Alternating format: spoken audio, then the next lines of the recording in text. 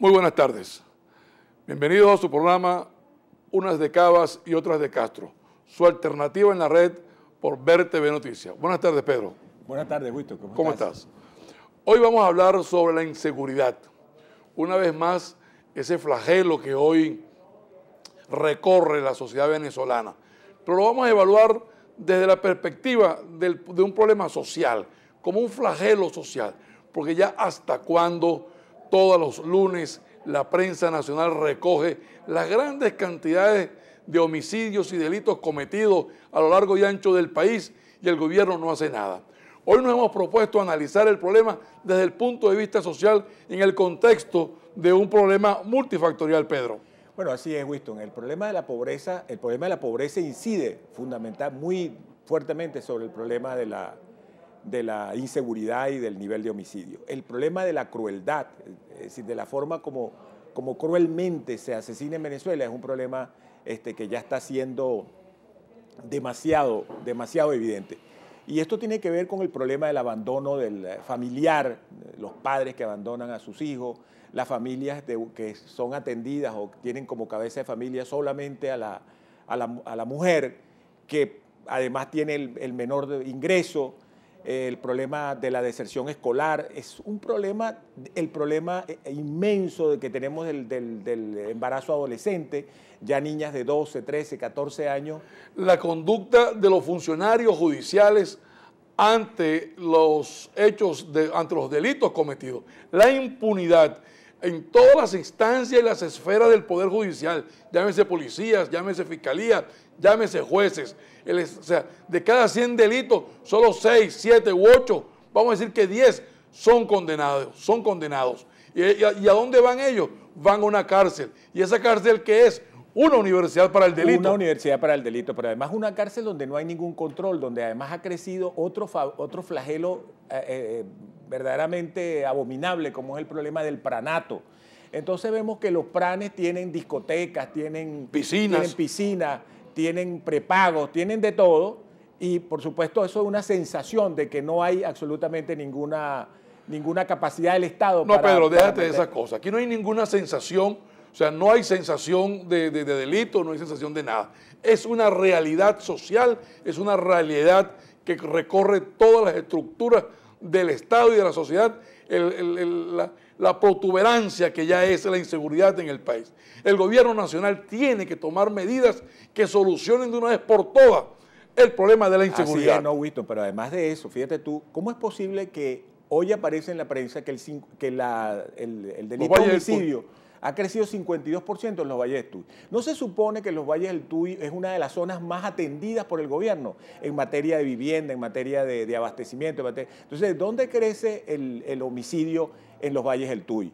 ¿Por qué la zona de los Valles del Tuy, que es una zona que además no solamente ha sido para expandir a los sectores de menores recursos, sino que también hay una población de clase media importante y profesional? Y está Nueva Casarapa, una serie de nuevas urbanizaciones. Nueva Casarapa no es Valle del Tuy. No, ese es Guatire, es verdad, tienes toda la razón. Bueno, pero digamos, también en los Valles del Tuy hay una expansión importante de sectores de clase media. Sobre todo que el Estado venezolano y el gobierno, el Poder Ejecutivo, ha fracasado en materia de política sobre la seguridad en el país. Bueno, ya van cerca de 20 programas. Ya van 20 programas que para fracasaron con el difunto, con el finado, con el extinto presidente Chávez.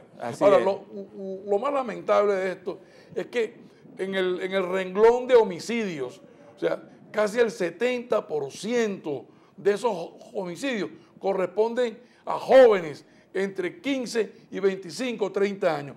Casi 2 generaciones se han perdido durante este gobierno. Claro, y eso, más de 150,000 jóvenes. Y eso tiene mucho que ver también con el incremento de la droga y el narcotráfico en Caracas. Es decir, no es verdad. Antes se decía que Venezuela era un puente, era un país de tráfico. Ahorita no. Ahorita es un país donde todas las facetas del narcotráfico están presentes. Desde el microtráfico hasta el narcotráfico a gran escala. A gran escala. Entonces, yo creo que esto es un problema que el gobierno no le ha dado la gana de enfrentar, Es decir, no solamente es un problema de incapacidad, no se puede, después de 20 planes de seguridad, no se puede seguir diciendo que hay simplemente un fracaso o un tema fortuito en los enfoques de los problemas. Pero creo que nos problemas. quedamos cortos. 20 es a donde nos llega la memoria.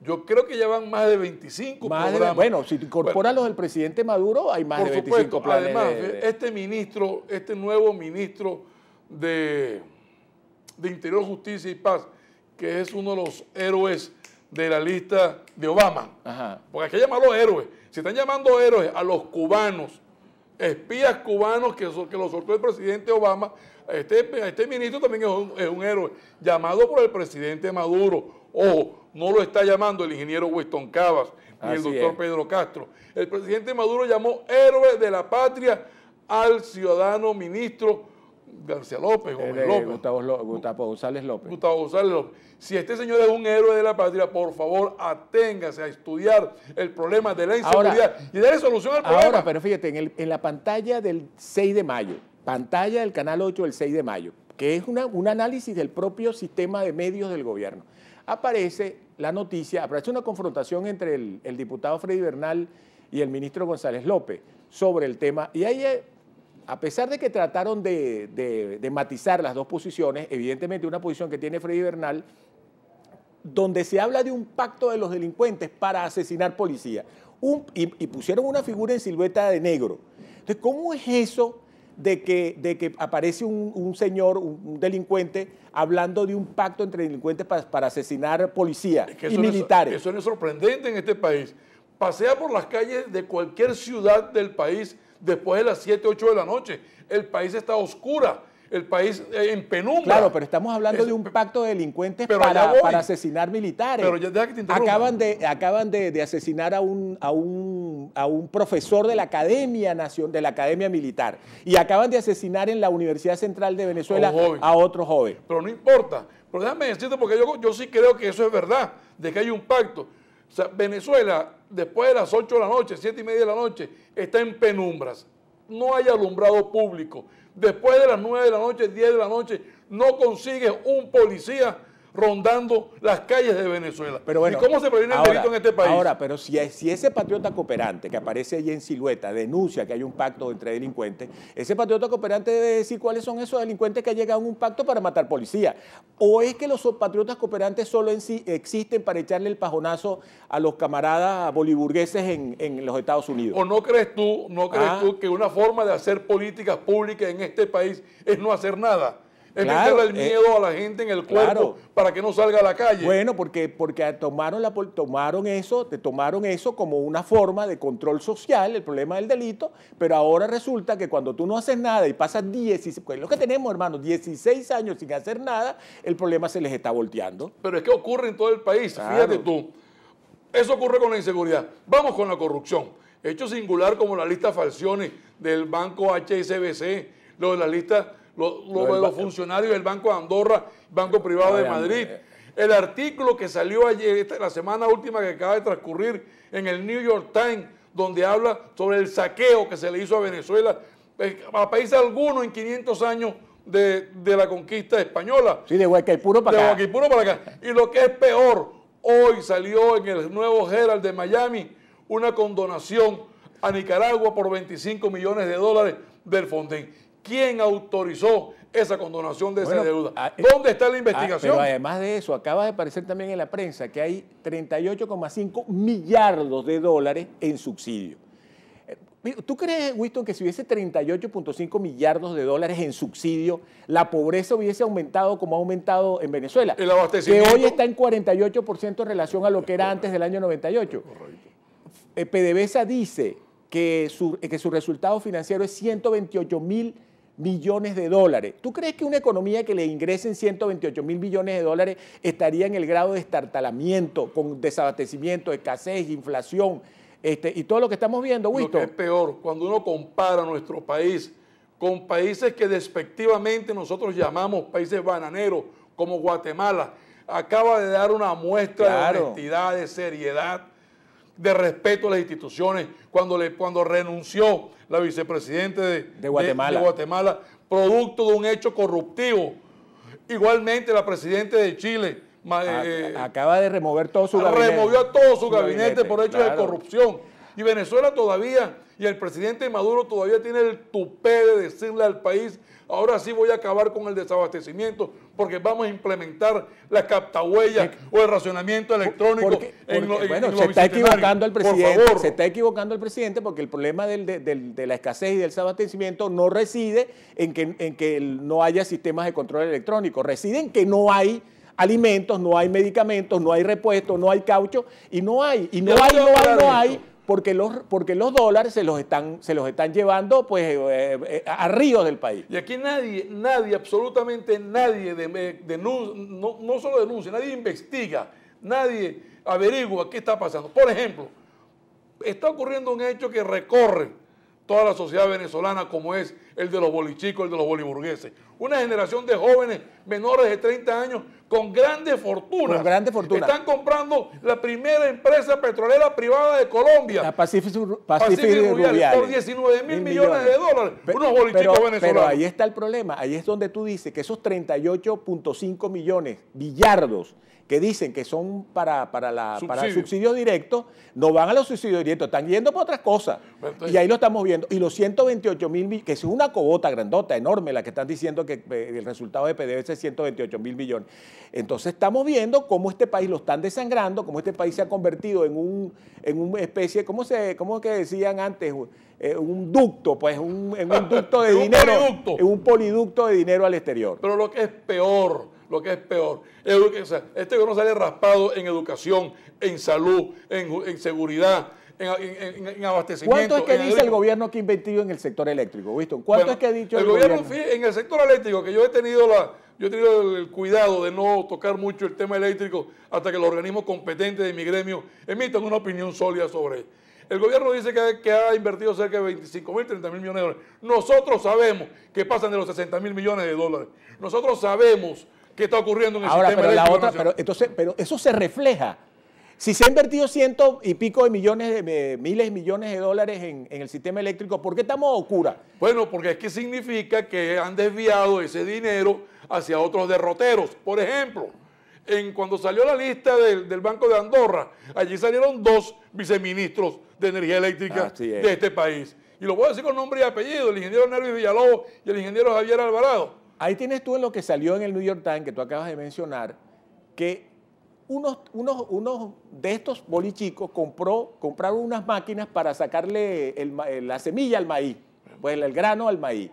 Y resulta que, les dieron 477.000 millones de dólares. ¿Tú sabes lo que es eso? Y resulta que las máquinas lo que cuestan... 475 millones de dólares. 475 millones de dólares. Y las máquinas costaban 2.900... 2.900.000. No, 2.900. Porque es que esas máquinas... Oye, pero es de sacarle el granito de maíz. Es no es enviar el maíz a la luna. Aquí todo se ha hecho para el saqueo, para el robo, para la especulación. Eso han demostrado que no quieren a este país. Lo que es peor... O sea, ¿de dónde saca esta gente para comprar la primera empresa privada petrolera de Colombia, Pacific Rubiales? Igual así, nadie investiga eso, así como nadie investigó de dónde sacaron el dinero para comprar Globovisión. Eso hay que decirlo. O Última Noticia. O el Universal. Y así están comprando medios. Acaban de comprar un medio, TV Aragua, y nadie averigua de dónde sacaron ese dinero. ¿Qué está pasando en este país? Que la corrupción y la inseguridad se están llevando a nuestro país y a nuestros jóvenes para otros derroteros y para otros países. Bueno, pero es que es la corrupción lo que explica por qué la gente está haciendo cola para comprar harina, pan, café y para comprar los arroz y los bienes de primera necesidad. Jabón de baño no hay en este país. Bueno, ya el kilo de carne en los mercados populares está en 600 bolívares, un kilo de queso blanco duro en 477 bolívares. Estamos comprando los bienes a esos precios porque la corrupción se ha llevado los dólares que el país... Y lo que es peor, el domingo sale una declaración, la ministro del sector electoral del gobierno, indicándole al país que las elecciones van a ser probablemente en el último trimestre de este año. ¡Qué falta de respeto! Ahora, ¿y qué sentido tiene decir? ¿Por qué no dicen la fecha?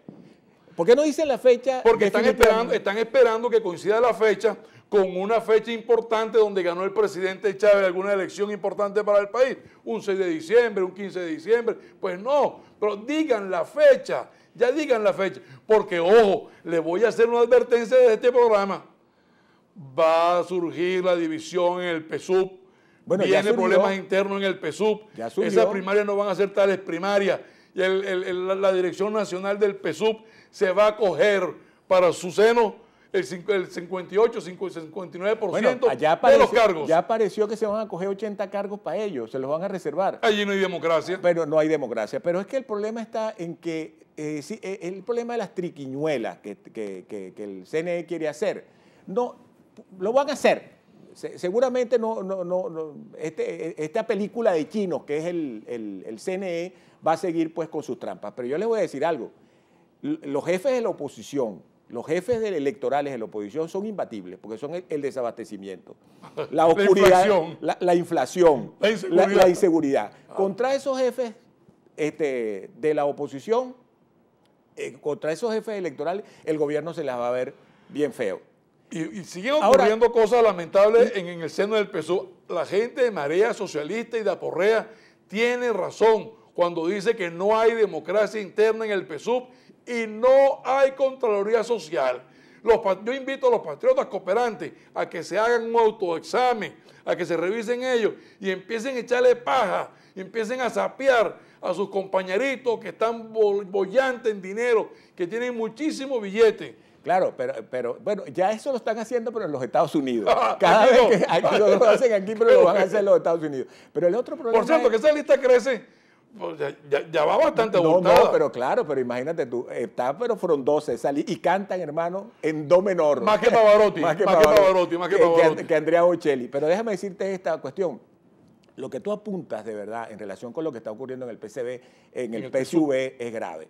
Es sumamente grave porque los gobernadores tienen que asegurarse también una cuota dentro de esos delegados del PSUV, si es que llegan si es que, digamos, aseguran pues las expectativas que ellos quieren en términos de Pero también en la oposición ocurre hecho. Hay una oposición que yo, de verdad, definitivamente tengo que decir, hay una oposición que no vive en Venezuela, que está en Estados Unidos, que lo dirige el contraalmirante o vicealmirante Iván Carratú y el general Carlos Peñalosa, que a mí me gustaría que ellos estuvieran aquí en Venezuela con nosotros, diciendo las cosas que estamos diciendo nosotros, para que el venezolano lo sienta y no estén diciendo desde Miami, vía Twitter, cuál es la solución de los venezolanos. No, y sobre todo contra la MUT. Claro, por supuesto. Contra la MUT dicen cualquier cantidad de cuestiones absolutamente injustas, porque si algo es un instrumento potente que ha tenido la oposición venezolana es la unidad. Sobre todo porque es que la solución que dan estos señores de Miami